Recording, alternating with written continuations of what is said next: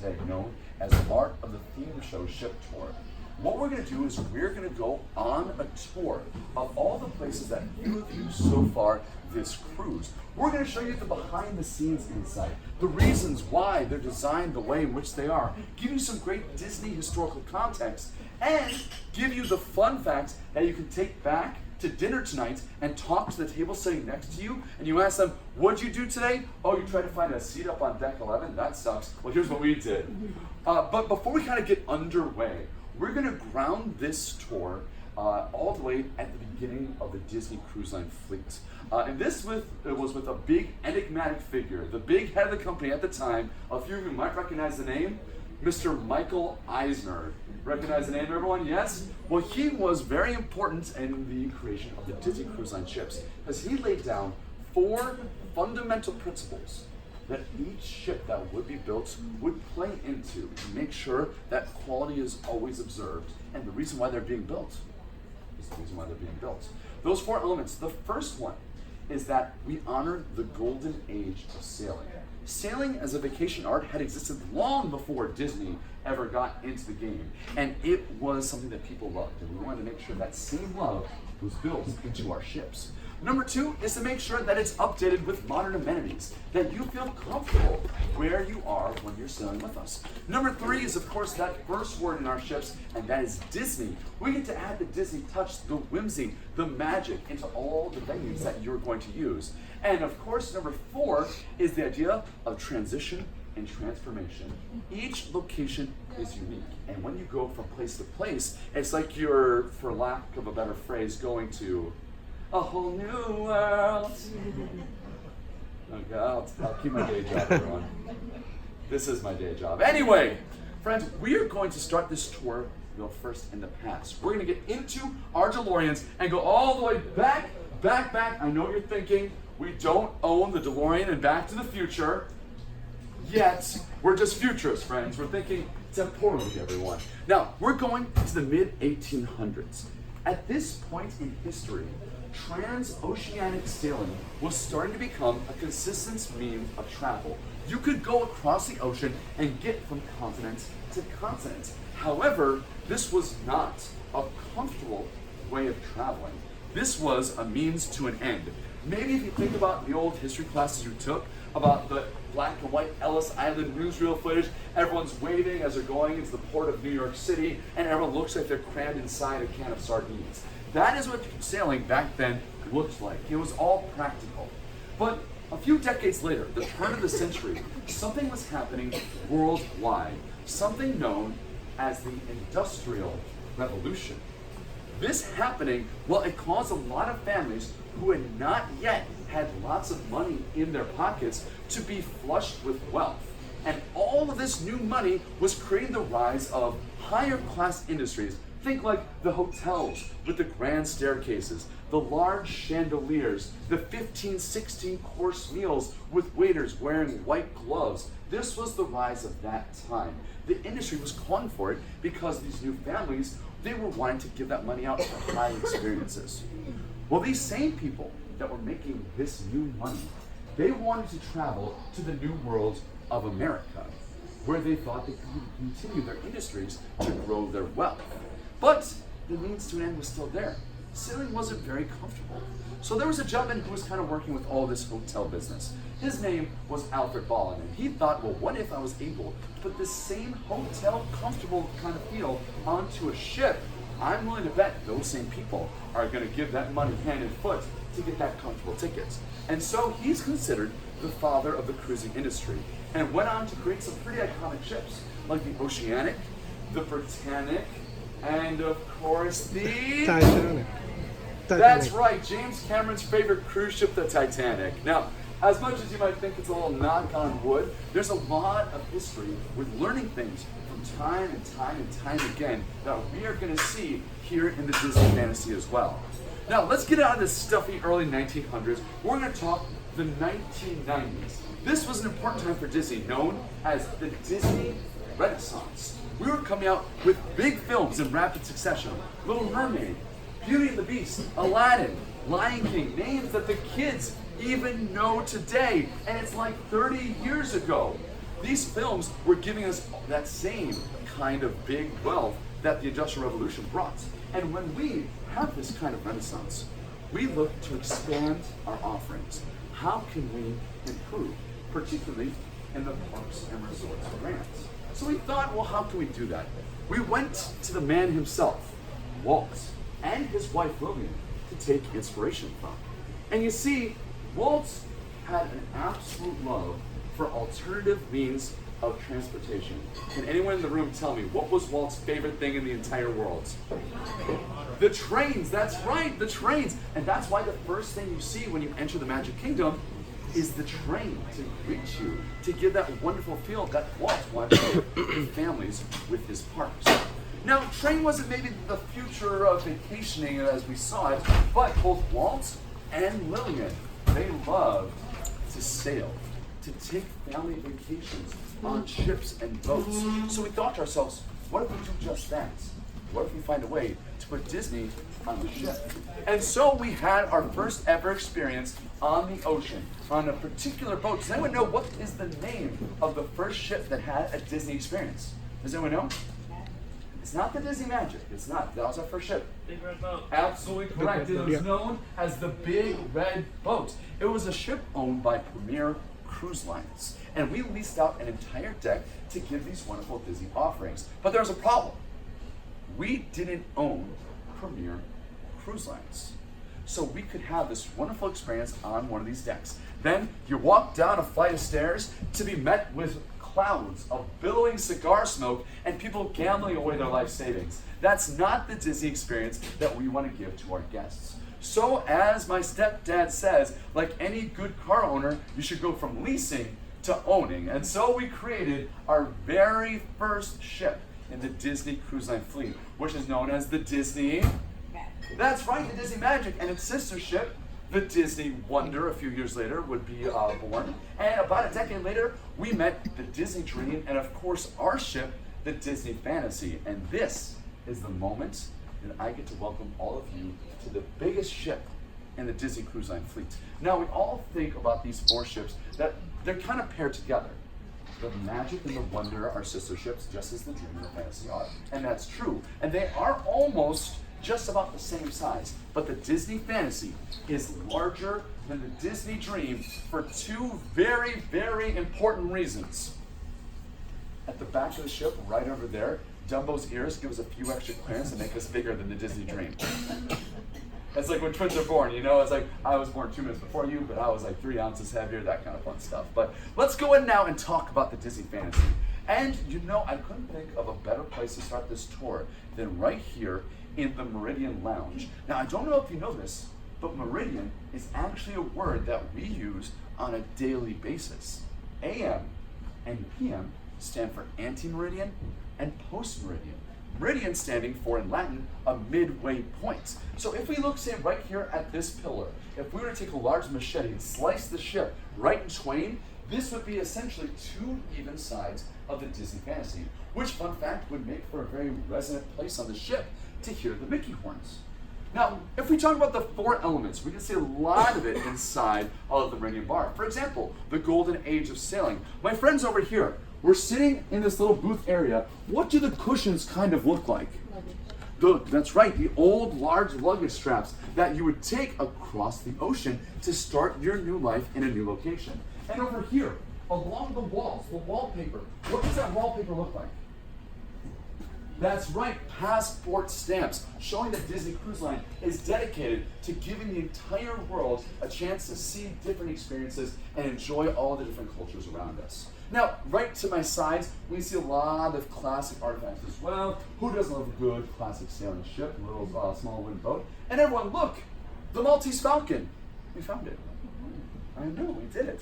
And even the grounds, starting where I am, going all the way over to the bar, is designed to look like a classic sailing tool. Does anyone know what the name of that sailing tool is?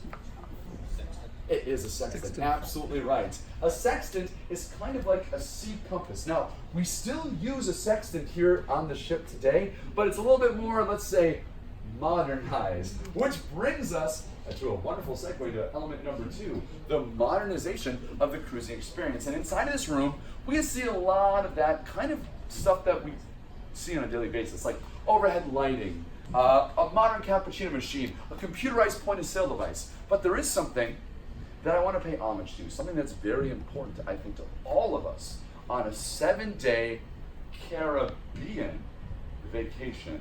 Does anyone know what I'm thinking about? Oh, that's right, air conditioning. We take it for granted, but I'll tell you, when it comes to climate in staterooms on a cruise ship, there's actually a way in which that changed language forever. Has anyone here ever heard of the term posh? Yeah, it's not a very American term, but it is something that's used quite often across the pond. Posh, of course, kind of, think elegant, high class, almost hoity-toity, some might say. But posh, back in the day, it was not a word. It was an acronym, as the story goes, that would be punched onto cruising tickets. It stood for Port Out, Starboard Home.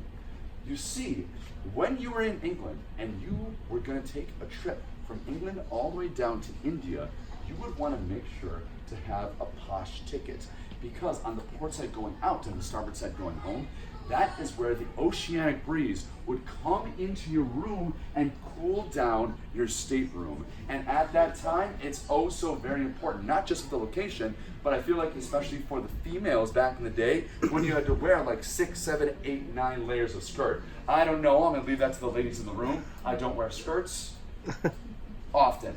But let's talk about element number 3, the Disney touch. Now, I don't know if you all know this, but some people on this ship find cruising with their families to be stressful. I know, isn't that just a crazy concept? It's hilarious. You want to spend all the time with your kids, right, everybody? Well, you see, we understand that you need to make sure that, your life is also similar to the way that you live your life at home. Take a look at the Navigator for a second. You'll notice we have big marquee events during the daytime, just like the kids going out to school. At night, you gather for a meal, and then of course adults have their own activities along with their kids with those big evening time events. But that comes all the way back to one of Walt's big theses. Audience is key. So let's say we're here in Meridian at nighttime. We're at the bar. We're enjoying a nice Johnny Walker with our friends there behind, our wonderful beverage team that makes my shows actually good because people laugh at my jokes when they have a few adult Mickey beverages. Thank you guys, I appreciate you on a daily basis. But we're up there, we're enjoying a nice adult Mickey beverage, and all of a sudden, Goofy comes in with a train of kids playing Following the Leader. Does anyone here in the room want that? No, nobody wants that. So we make sure when we have things like a Disney touch, we make sure to make them appropriate for the venues that they're in. So in here, you can find a hidden Mickey. Not just one, but 4. This is my part where I look at people trying to find it. It's fun for me. But we kind of get to cheat a little bit. Inside the lighting fixtures, you can see the Disney Cruise Line logo, and in that is that nice, good old classic Mickey Mouse shape. Now, we're going to see a lot more of these fun Disney Easter eggs along the way, but let's engage in element number 4, transition and transformation. Let's take this tour on wheels. We're going to stand on up and make our way out to the elevator area.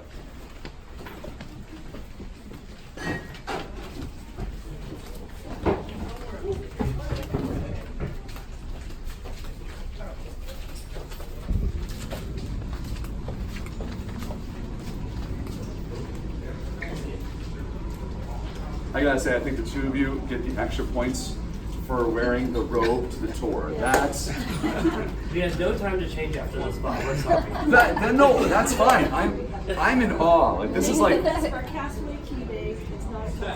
I understand, but you're really seizing the day with those robes, and I love that. You've given me plans for my future vacation. How about that? Now, as we exited out of Meridian, we walked by 2 of our adult restaurants. One is Palo. It's our adult-themed Italian restaurant. I'm curious, has anybody eaten at Palo so far this week? Palo is just so amazing, isn't it? My friends who haven't, it's a good reason to book another cruise. It's good stuff in there, but Palo actually is quite important as well when it comes to Disney legacy. You see, Palo is actually one of the few venues that exists on each and every one of our Disney Cruise Line ships. And it actually kind of honors the origin of the Disney magic. As it was being built around Italy, they wanted to give inspiration to their high-class affairs, so they decided to make their adult restaurant themed after Italy, i.e. Palo. Now, Palo in Italian stands for pole, as in gondola pole, like those striped gondola poles that you saw as you went down the Italian waters. And inside there you can see like the tripartite color structure, the wine pouches, some wonderful touches to give you that evocative old world feel. And on the other side, we've got our restaurant known as Remy, which is our French-inspired cuisine restaurant based on a classic Disney Pixar film known as Ratatouille. That's right, Ratatouille, our young friend Remy, showing us that anyone can truly be what they want to be.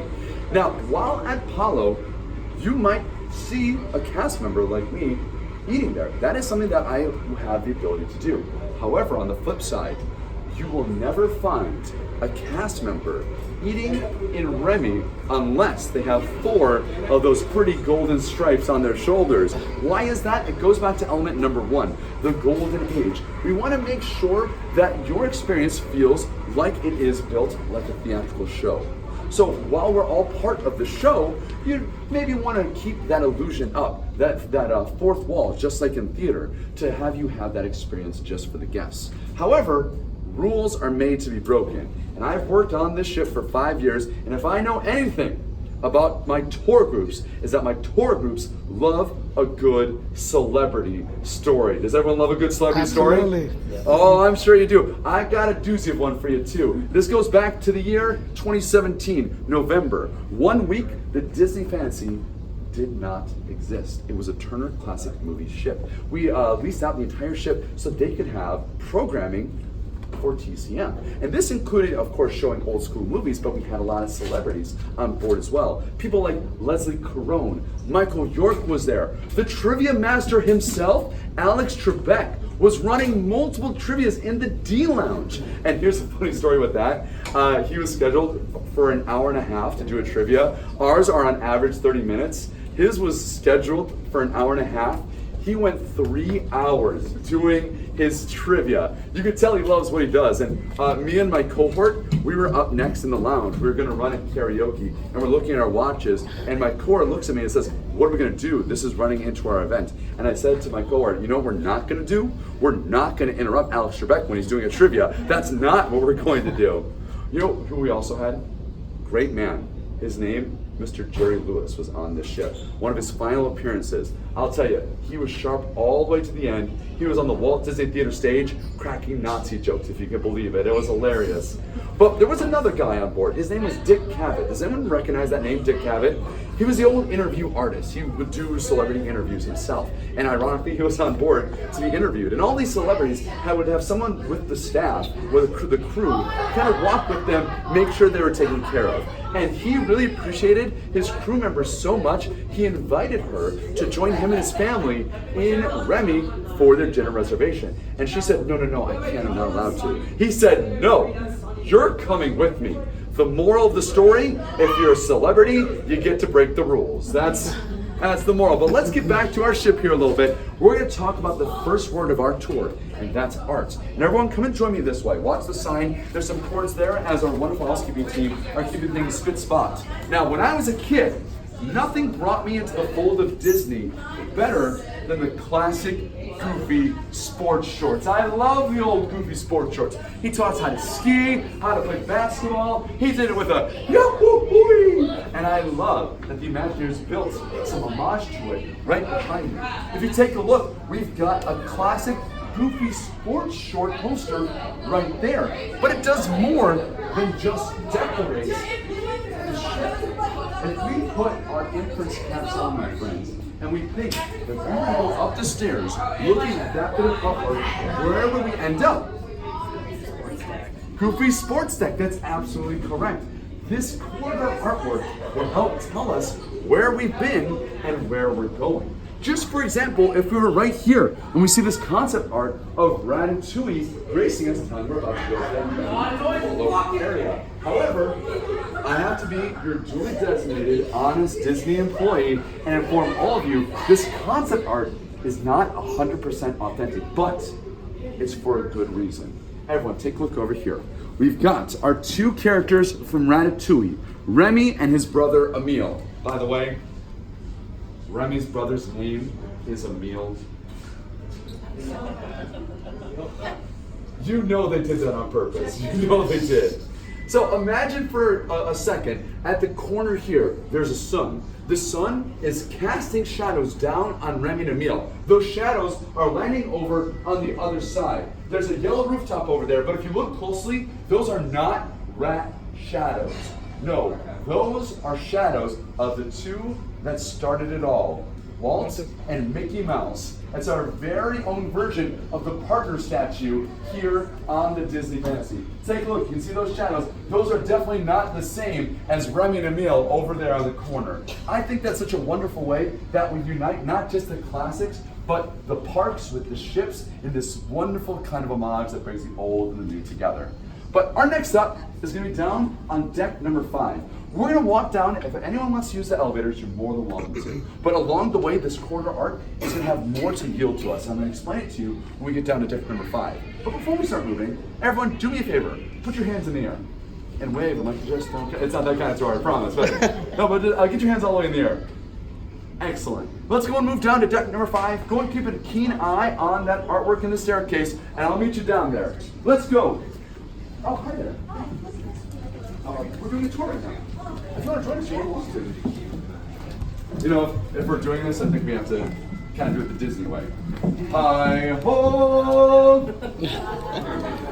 Hi ho! Hi ho! Hi ho! We're on a tour, you know. Okay, wait a break. I can't wait to see. What's that? A Donald Duck picnic short by Cabanas? What a coinky-dink! Hey, friends. Hi. Elia. I love how I can get people to whistle, but the sing? No. No. You're my kid, maybe, but. Oh, fair. Fair enough. Makes you feel better? You come on, I'll whistle while I'm singing. Whistle for her. In the Meridian at 12:45. Speaking of familiar relations, another quick celebrity story for you on the way down. My first interview I ever did on the ship was with former NSYNC band member Joey Fatone. And his daughter was on the ship in Vibe, and we're interviewing for kind of like a future, this is like how I got where I got, that type of interview thing. And as we were prepping for the tour, we were sitting with him and my boss and also his daughter, and the daughter was like, do not refer to me at all during the talk back. And sure enough, Joey Fatone right in the middle says, there's my lovely daughter. Hi, I love you. And she says, hi, I hate you. Classic team. Love it. Let's go and spread out a little bit here. Leave a little bit of walking space. That's going to be good for anyone coming on through. See, I like the size of this group here today. We can get into some of the smaller places and it's going to be perfectly comfortable. This is good, friends. This is good. So welcome everyone to deck number 5. Now down along the way, we saw some extra corridor artwork. We talked about the Donald Duck picnic short right by Cabanas. But beyond that, we saw a lot of concept art from different Disney locations and worlds, like Alice in Wonderland, Dumbo, Hawaiian shorts we've seen, even Pinocchio right there. If you notice, they're all kind of in different locations around the world. Why is that? Between decks 10 and 5, that's where our guest residential living quarters are. And we have guests from all over the world, so we celebrate our diversity with all of our fans and friends by putting different types of art in those different corridors. But there is a little bit of extra tour credit I want to give y'all. This is my favorite bit of artwork in the stairwell corridors, where it's a little far out of our way. It's on the forward staircase, so like we're in the aft staircase right now, there's a midship, we're talking all the way forward. It's between decks 9 and 8. You will see a bit of concept art from The Little Mermaids. And in this concept art, you are gonna find Ariel's original hair color. Ariel was not always a red-headed princess. She had dark black hair, just like Princess Snow White. But towards the end of the development cycle, they changed up her hair color for reasons I can only imagine, like they wanted to diversify the princess hair colors, or maybe they thought it reflected her bright and bubbly personality just a little bit better. What I like to imagine, though, is that subtle hair color change helped make Little Mermaid into a massive success, eventually leading to the Disney Renaissance, creating the Disney Cruise Line fleet, and giving me my job. So I'm very grateful to that bit of concept art right over there in the forward staircase. But last we left off, up on deck number 12, I had everyone here put their hands in the air. Do me a favor, put your hands in the air one more time. Oh my goodness. Did we take an Alice in Wonderland drinking potion and become tall all of a sudden? Did Disney Cruise Line not have enough money to finish the height of this deck? To both things, I say nay. We go back to Walt's concept of audience is key. Deck 12 up there, that is our adult exclusive space, our adult dining area. Always 18 plus. Here on deck number 5 though, around the corner, it is the location of the Oceaneers Club and the Oceaneers Lab. So the Imagineers actually lowered the ceiling on deck number 5 to make it feel more like it was a space built for the kids, that didn't feel lost or wasn't a place that they themselves could conquer or create a story. I'm actually curious, anyone here in the tour group have kids using the Oceaneers Club and Lab this week?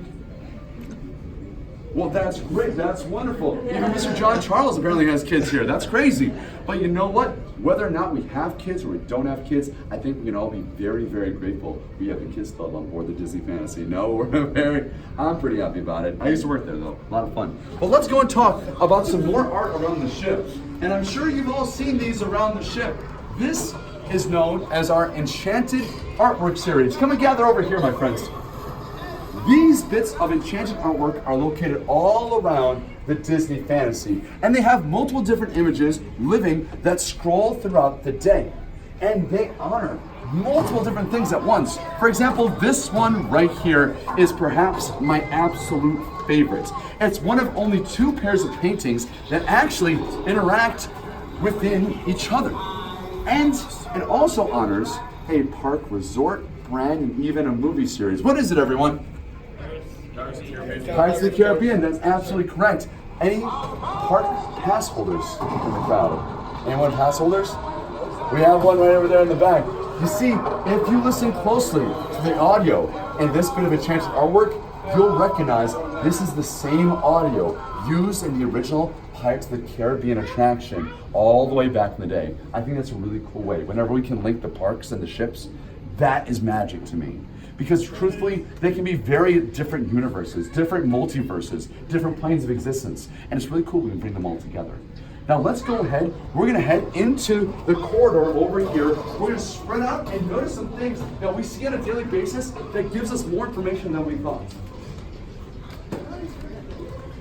So let's go and spread out. Me and Peterson, we're gonna gather on that floor over there. Get a few of you over this way. Excellent, a few more. And we'll have you all go this way now. We're gonna gather a little bit over here. Excellent. Perfect. So I imagine for pretty much everyone here in the tour, this site is something we see every day when we exit from our staterooms. And if we look at the carpets that are around us, there's a lot more information and a lot of things dealing with those 4 elements that we talked about earlier. First, the golden age of sailing. If you look at this globe right here, surrounding it is a series of flags. These flags are what is known as the nautical language. Each flag's shape and design represents a different letter of the American alphabet. This right here spells out Disney Fantasy. And each carpet in the fleet will spell out whatever ship you're on. Now, take a look in the globe as well. We're talking about the 3rd element, the Disney touch. We might notice some familiar shapes. If you're right, you might see the Disney Cruise Line ships. Right there in the Caribbean, we of course have the Disney Dream and the Fantasy, which takes its normal Caribbean sailing. Over on the west coast of America, that's the Disney Wonder that does the amazing Alaska line. And of course, over in Europe, we've got the Disney Magic, which sails the Mediterranean, the Baltic, and even the Norwegian fjords. Now, look by the ships. We notice stars. Someone tell me, what are the stars?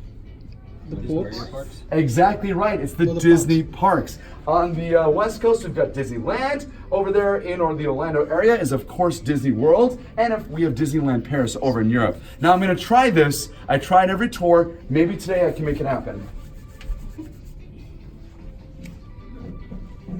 It's not a touch screen yet. But if we could spin the globe and see the other side of the world, where might we find some other stars? China. That's right. In China, we got Shanghai, Tokyo, Hong Kong. Now, everyone take a spy at the globe and notice a pattern. We can see ships near stars. And I know some of you out there are savvy and are aware that we have some more ships coming in the Disney Cruise Line fleet. And all the eyes are upon me and everyone's saying the same thing. Cory, tell us the behind the scenes hubbub on the new Disney Cruise Line ships. Well, allow me to tell all of you here that I do not make nearly enough money to know all the good stuff about the new Disney Cruise Line ships, but I will give you a juicy rumor. This statement is for entertainment purposes only and do not reflect the Disney Corporation in any way. If we notice that we have stars next to the ships and we have other stars on the globe, we might be able to infer that the new ships or even our old ships might relocate to have ships next to some other stars. Nothing rooted in truth. That's just kind of the backstage hubbub and rumor mill. Kind of confirmed because next year we're going back to Honolulu, Hawaii and to New Orleans. Disney's dedicated to giving all of our Disney cruisers new experiences and new places to see. Now, next to the doors as well, we got some more information for you. We have these little things known as fish extenders. I'm sure some of you have probably walked down the hallways and even just marveled at what some of your other guests have brought with you on those fish extenders. But these fish extenders also tell us where we are on the ship. This side has a seahorse. Seahorse starts with the letter S, just like the starboard side of the ship. On the other side, we have a fish. Fish has 4 letters in it, just like the port side of the ship. And take a look down at the carpets. You're gonna notice these stars. The point of the star always points to the forward of the ship. I know what everyone's thinking now as well. Cory, why didn't you tell me this on day number 1? We're out there, we're watching you as you exit. Oh, right, yeah. Now, I'm curious, is anyone in the tour kind of like me, a bit of a type A personality, likes things sorted, put in their proper place? Anyone else out there kind of like that? It's okay, we're in comfortable space, but I just want to save that and preface this because I'm going to show you a little something and I just want my type A personalities to know one word: beware. Everyone, come on out. I'm going to show you something a little interesting.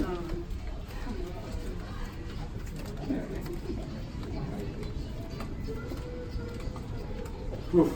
All right. If you like the encyclopedia in your study to always be alphabetized, if you like all the Tupperware to have appropriately matching lids at all times, this is one of those. Let's take a big deep breath. We said before, seahorses on the starboard side, fish on the port side. But behind us, in the Pinocchio concept art, you can see the fish are on the starboard side and the seahorses are on the port side of the ship. I know what you're thinking, sir, right? Switch them, right? Switch them. Well, we have to get approval to do that. We talked to our Imagineers during dry dock. We pointed it out. They're like, no, look closer. You see the seahorses are looking at the starboard side and fish are looking at the port side. I say, look again. They're both looking in both directions. I'm just saying, listen, we love our Imagineers, but let's say their dedication to their own excellence has yielded some pretty amazing things. And we're going to talk about some more of those things as we move on down to deck number 4, where the real magic happens, friends. We're going to the adult-only area of Europa. Let's head on down, everyone. Oh, that's We're following the leader, the leader, the leader. We're following the leader. I guess that's probably me.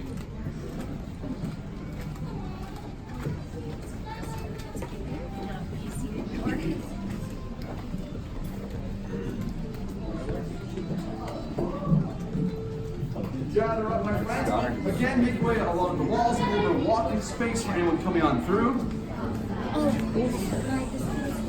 What happened? Excellent, excellent, excellent.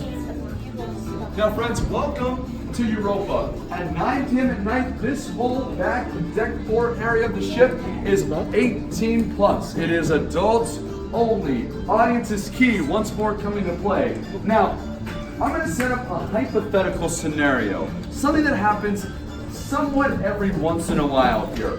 We're enjoying our nighttime as adults. We've had an adult Mickey beverage. It happens. And all of a sudden, bam, a light bulb goes off.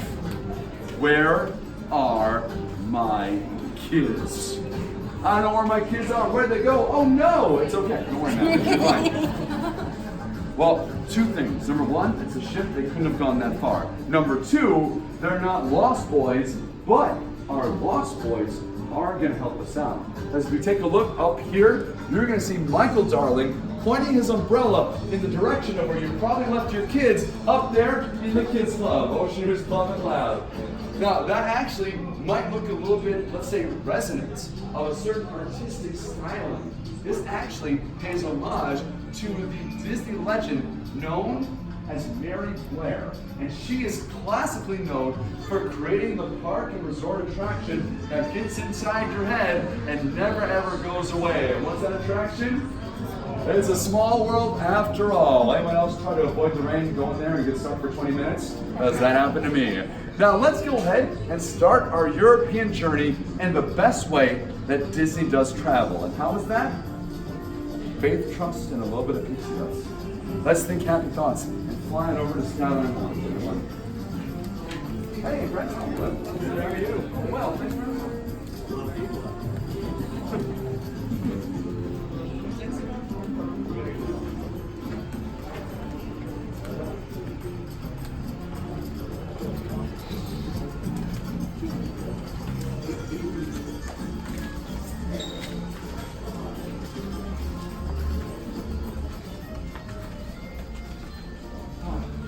This is one of those places that just makes you want to go, oh. I enjoy this place quite a lot. Come on in, friends. We got a lot of cool things to talk about here in Skyline Lounge. Now, take a look, everyone, at behind the bar.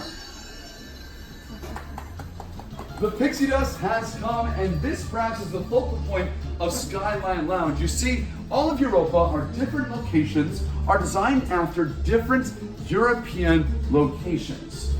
This one, though, is more like an ambassador's penthouse that links different parts of Europe all together. And how is that? One main way is what we just saw a second ago with our lovely skyline. We just witnessed something absolutely amazing.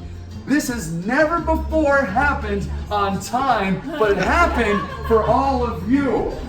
That pixie dust comes every 13 or 14 minutes or so. It comes down and transports us to a different location in Europe. Also, if you look closely inside of that different imagery, you're gonna see a living and breathing skyline. People, cars, moving along. Sir, you can see it right there.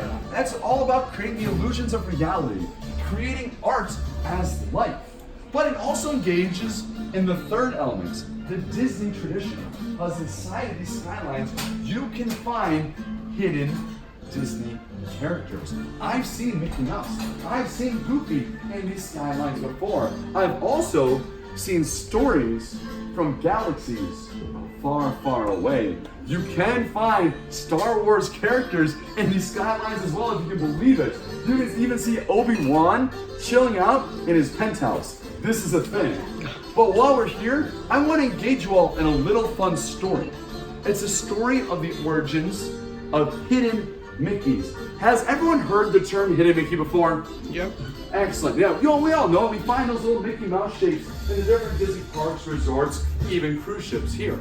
But hidden Mickeys have a very interesting origin that goes back to my absolute favorite place in the parks and resorts. It's a little place known as Epcot. Who here's been to Epcot before? I'm very happy to hear that. Epcot's one of my favorite places for three very important words: food and wine. I love Food and Wine Festival. My bank account doesn't love it, but I certainly do. But with the creation of Epcot, Walt wanted to be taken as a very serious production. It was intended to be the experimental prototype community of tomorrow, after all. And so he laid down a mandate. He wanted this to be seen as an actual futuristic means of living. And so he said there would be no Disney characters in Epcot. No mice, no dogs, no ducks, no dwarfs, no princesses. It was intended to be a legitimate venture. But we kind of saw it earlier upstairs. The Imagineers, they go for their way and they create something special. They couldn't go without creating an homage to their favorite animated friends, which is why we can see Mickey Mouse's in the lattice work, in the foliage, in some of the architecture. But with that original Walt mandate, Hidden Mickeys are not officially Disney endorsed. They are a creation of all of our wonderful guests that come to our parks, resorts, and ships. Has anyone ever seen one of those books of Hidden Mickeys? Anyone seen those books before? Yep. Maybe on eBay, in the stores. We have those. You can open them up and it tells you all the different Hidden Mickeys located in the areas. But take a closer look. That is not a Disney endorsed product. It's a creation of someone else. However, I find it ironic that we are still willing to sell it in stores and make a profit. Let's go ahead and continue on through Skyline. We're gonna make our way outside of the tube next. Let's head out this way.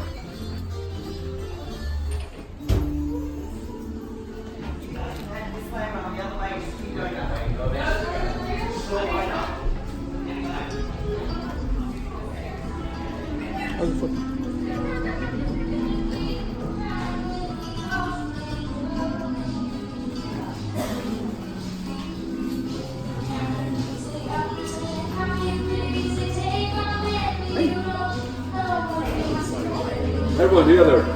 Jolene, Jolene, Jolene, Jolene. I was so close, I was just a few beats early.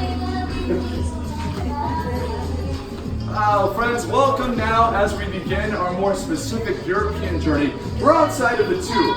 At nighttime, this is our main adult nightclub and disco where we offer our great variety acts exclusive for adults, game shows, dance parties, the whole lot. And the tube is designed to look like the London Underground. I'd go inside, but right now I don't want to interrupt the lovely singing of Jolene. It sounds great. But I do want to talk about this corridor right here. You see, this right here, fine, no worries. The story of Europa goes with a bit of a kind of hypothetical that happened. The story goes that when they knew they wanted to make the adult area on the fantasy to be different European locations, they invited different people who worked for the Walt Disney Company from Europe to go and attend a little, let's say, summit meeting. The story goes that the Spanish representative of the meeting arrived last to the meeting because the Spanish representation in Europa is the bathrooms. But if you gotta go, I'll tell you what, this is the place to go. If you're not in your head, you know what I'm talking about. Let's take a look for a second, everyone. If you look inside these bathrooms, you'll notice it's all hand-tiled artwork. On the men's side, we have bullfighters. On the female side, and on the female side, you have flamenco dancers. In fact, all this is hand-tiled by a California tile artist that does a bunch of different work for Disney parks and resorts. You can have your venture, what you like. Now, you might recognize some other tile work around the ship that is made by the same tile artist. Where else have you seen tile work? Someone shout one out loud. Cabanas, yes. The atrium, yes. In the atrium, you've got the Cinderella escape. There's one with the carriage. I just want to make a note of that. Go and take another look at it. You'll see some of those tiles. They are actually 23 karat golds. It's true. I know what you're thinking, sir. Let's get ourselves a chisel, right? You know what I'm saying? So feel free if you want to take a picture of the bathrooms, you're more than welcome to. Well, hey, I mean the Rapunzel bathrooms get photos for days in the Magic Kingdom and Walt Disney World, so no qualms. Also, some of them have a mirror in the ceiling. You might ask me why. I don't know. I always find it kind of strange. Anyway, let's continue on through this way. We're gonna let next outside one of our two. That's right, I said it. Two venues based on the audience.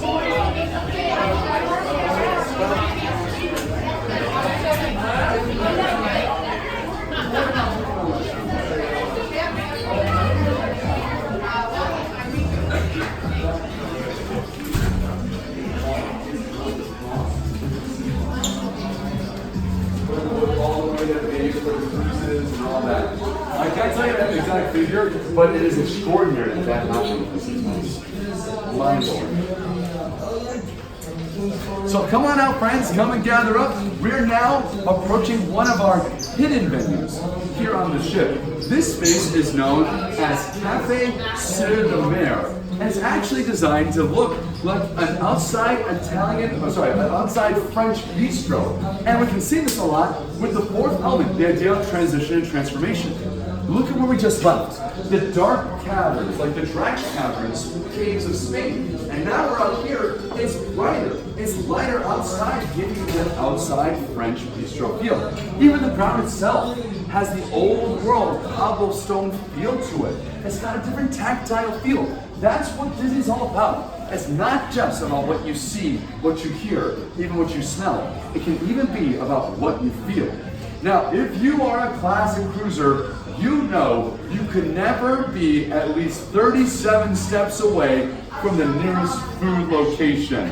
And this is the place, and you're up, because right over here, this is where at nighttime is the hidden buffet. And this is the good stuff, like the finger foods, the appetizers, the mini corn dog, the cheeseburger spring rolls. You can find it right there. Now, let's just establish something right now.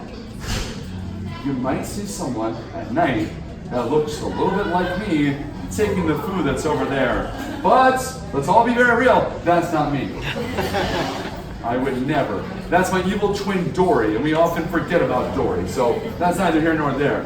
But there's one other thing I want to talk about, and that's right here at the title of the venue, Café Sur la Mer.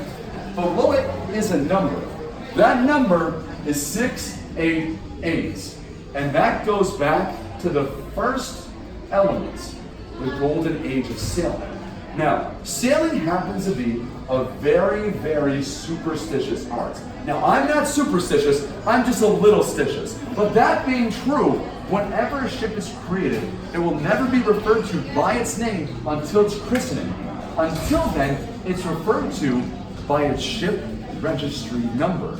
The Disney Fantasy ship registry number is 688. It's the 688th ship built in Papenburg, Germany by the Meyer-Werft Company. Now this number as well can be found 2 other instances down here in Europa. And I know a few of you out there love the old Where's Waldo game. And so I lay out a challenge to you.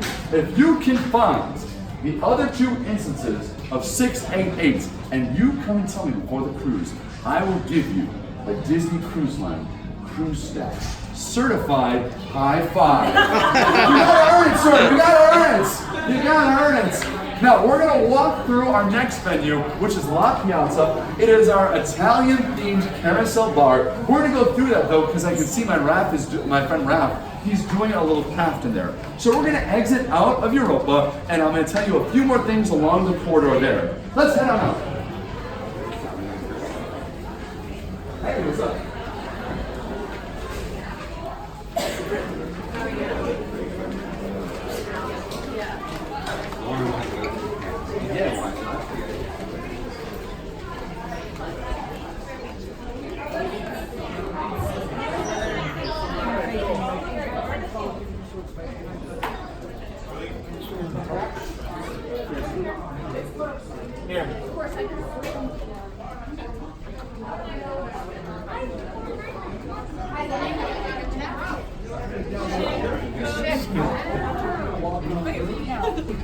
That's it.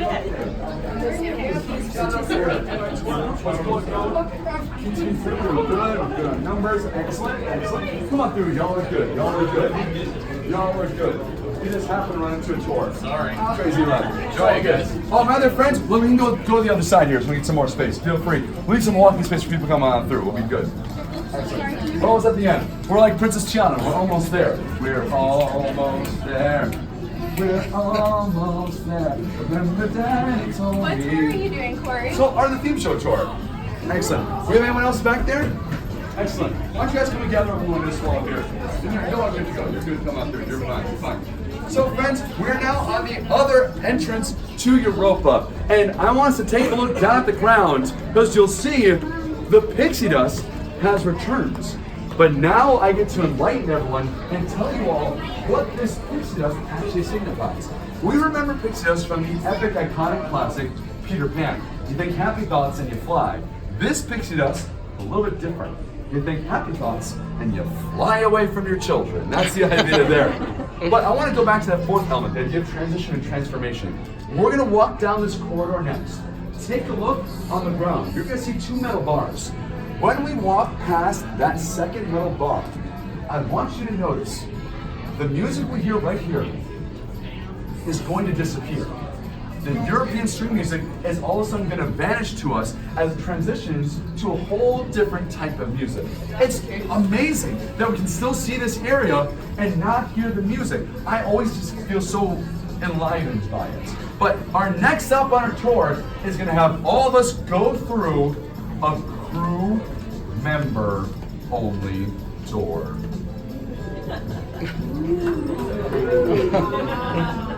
I love how we only have care. Let's go down.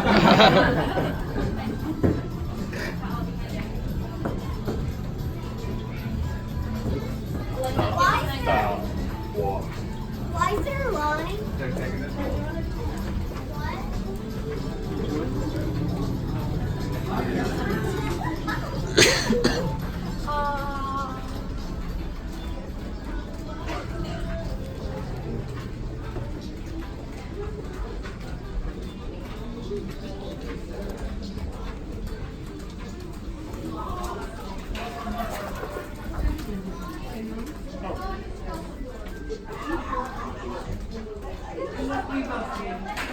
Así, amigos. Squish him. Squish him. Squish it. This is the only option that you have. Come on through, Tori. Just get myself mentally and emotionally prepared. Hopefully you all are doing the same thing. So we just walked by what is definitely considered to be the most dangerous place on the entire ship, Tiffany & Co.'s. Also, I don't have a lot of fun things to say about it, other than the fact that Tiffany's actually a dude. I learned that one. That was a fun fact. That's a dude. All right, here we go. Crew member only door. That's how it's under, right? Going on, everybody. You did it. You can check mark the box on your Disney cruise, everyone. Come on out. You're cool. Do me a favor. Don't tell the mouse. Yeah, I'll leave a little bit of running room too, if you don't mind, everybody. I figure a little fresh air is going to help out. You know, it invigorates the senses. It enlivens the soul. I don't know why I really like the word enliven. I've used it like 5 times today. So friends, welcome to our outside running promenade here on deck number 4, where I want to highlight the entirety of the Disney Fantasy as a whole. The ship itself is actually designed to look like a particular Disney character. What Disney character is it, everyone? Mickey Mouse, of course, and thank you for wearing the shirt, my man. He's gonna help me demonstrate the different elements of the ship. First, we have Mickey's classic black fur that looks a lot like the hull of the ship. However, I want to inform all of you that is not a black color on the hull of the ship. Instead, it's a very deep, dark, rich blue. That blue is known as Monica blue. It goes to the story of this. When they were designing the ship as a whole, and they were trying to figure out what the color scheme was going to be, and they knew they wanted to do the Mickey Mouse motif, they decided they didn't want the black color because it was too domineering of a color. it wasn't family friendly in their estimation. So they're looking for a very rich, deep blue that would have an equivalent kind of feeling to it. So they were looking at paint swatches, carpet swatches, they were going to the local Ace Hardware or Home Depot, and all of a sudden, an Imagineer by the name of Monica comes in the room with the deepest, darkest pair of blue jeans that you ever did see. All eyes go to her and say, "We need your jeans right now." They show them to Michael Eisner, and sure enough, that would be the whole of our Disney Cruise Line ships, thusly the color named after her. You guys can come on through or stay there. It's your call. It's fine. You're good. Who knew you were going to walk into a tour? Welcome. Hey. And this is this family. That is her pink collection, and those are her shoes.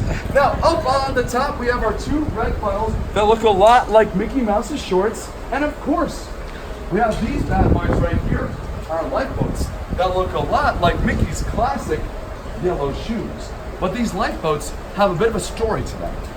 When these ships are being designed, they have to be approved by the Coast Guard in which we are working with. At the time of Disney Magic, that was the U.S. Coast Guard.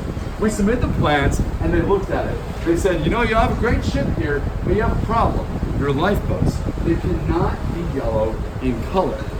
The prescribed color for lifeboats are neon orange, because that is the most visible color to the spectrum to see at nighttime. Well, the Imagineers, they come back into fighting to get their way. They resubmitted their plans with the same yellow lifeboats. They look at the plans and they say, what are you doing?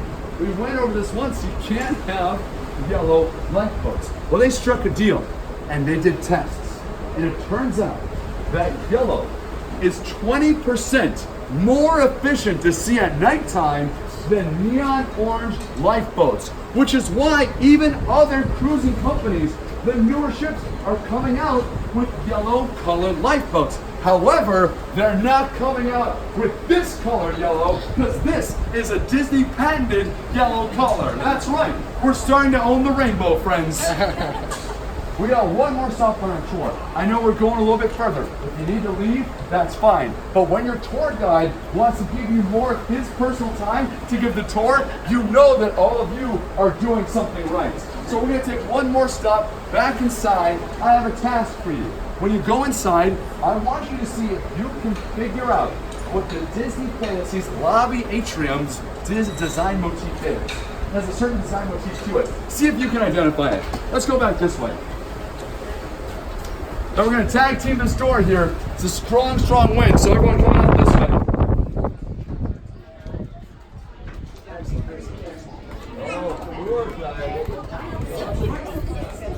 Oh my gosh, she went in there and did that?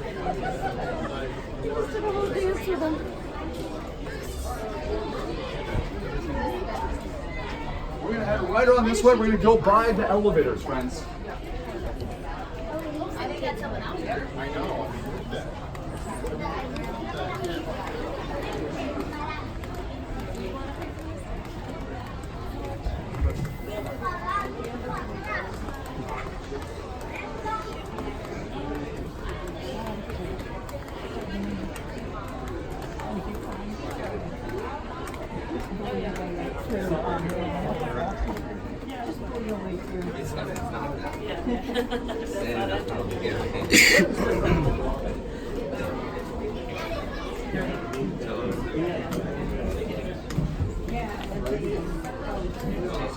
She's giving you free dairy though. You know, I think to myself, when Disney chooses what you have to dress to look like when you do the things, I think to myself, yeah, they put me in the most red color in the world to make me very easy to find in large tour groups. That's what I kind of just figured out. But let's talk about the atrium. Someone tell me, what is the design motif of the Disney Fantasy's lobby atrium? It is a peacock. That's exactly right. Yeah. You can see the peacock all the way down here at the carpet. Come on closer, everyone. We're all friends now. We can come close. On the ground, we can see the back bushel of the peacock's feather, with the body of the peacock being the staircase. And up by it, right where Stitch is, you'll see a few extra peacock feathers right where the peacock's head would be. Now, some people might look at me and say, Cory, why a peacock? There's no Disney peacocks that I know of. The only popular culture peacock that I know is the NBC logo, and we don't own NBC. Someone always does it. Thank you very much. But the story goes apparently when they were designing the atrium in the Imagineers conference room, one of the wives came in and they were wearing a lovely peacock brooch, and they loved it so much they thought, let's try to make the chandelier look like that. And it turns out that they designed the chandelier, that's exactly what that brooch looked like.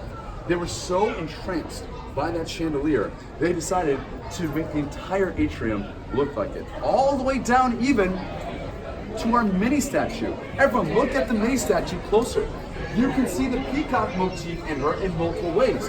The headband has the peacock feather. The bottom of her dress even has peacocks at the end of it. If you were out at Formal Night and you saw Minnie Mouse, she was actually wearing this very same dress. And for my Disney photo hunters, this is the only place in the entire world where Minnie Mouse wears that dress. True statement. But let's talk a little bit more about the mini statue. She actually kind of acts as a compass of some ways to help you get around the ship. Her eyes are looking towards the forward of the ship. Just like if we were inside of a theater and we were sitting down, we'd be looking forward to see the stage or the movie screen. Whereas her backside is where your main dining rotation is. Animator's Palette, Royal Court, and Enchanted Garden. Because we all know in the end, all food goes to the app. But there is one other fun fact, and I'm throwing this in because I really like y'all. And that's the different layers of the ship.